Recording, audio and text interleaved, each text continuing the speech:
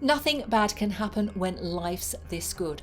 This is Bad Summer People by Emma Rosenblum, and this is an art copy that has been sent to us by Penguin Michael Joseph, for which thank you.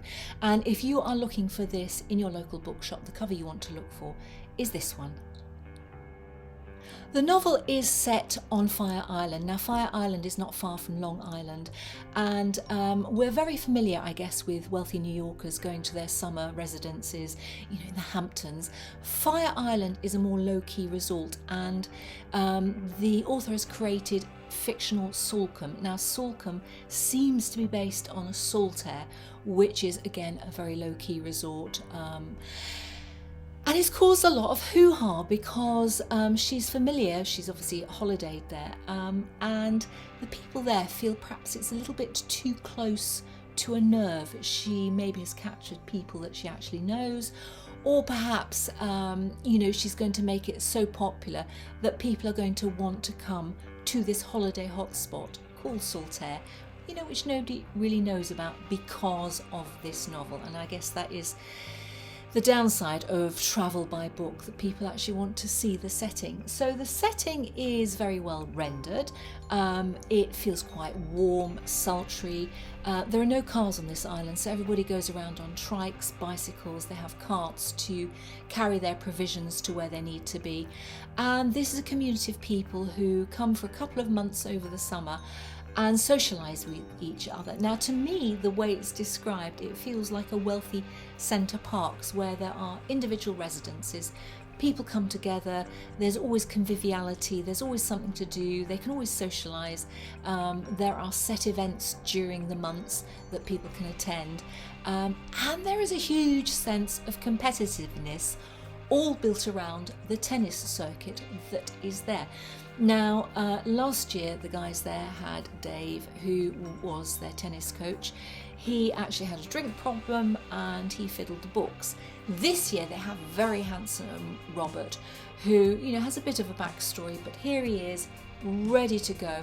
And boy, the amount he charges per hour is kind of crazy compared to English prices, but anyway, I guess that's the going rate for these wealthy New Yorkers. So all the people come by ferry, they descend, they bring their baggage for whatever they need for the period of the summer. There are couples. There are onlookers, some of whom observe what is going on. Some of them decide to spill the beans. The men get on with the men, the women socialise with the women, and the couples interact. Now, there is a lot of competitiveness between all of them. There is a lot of cattiness with the women. There's a lot of social manoeuvring, and it's interesting because the people who've been coming there the longest, so the people who have family, you know, over generations who have a house there, they tend to hold sway over the rest of the people who've come, the incomers.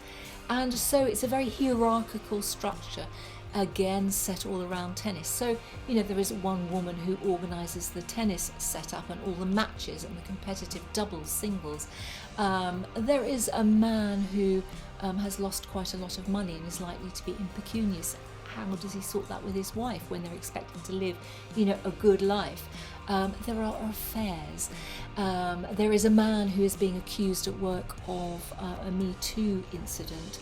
And he is devastated, but he's not telling his wife. So there are lots of secrets, and as the book opens, we know that there is a death, and the whole hook in for the book is that we don't know who's died or how they've died or whether there's a perpetrator for this incident. So the tension in this novel is very good. It takes you to a very moody summer retreat. So if you're looking for something, I read this by the pool or by the beach, Bad Summer People is probably one for you this summer, 2023.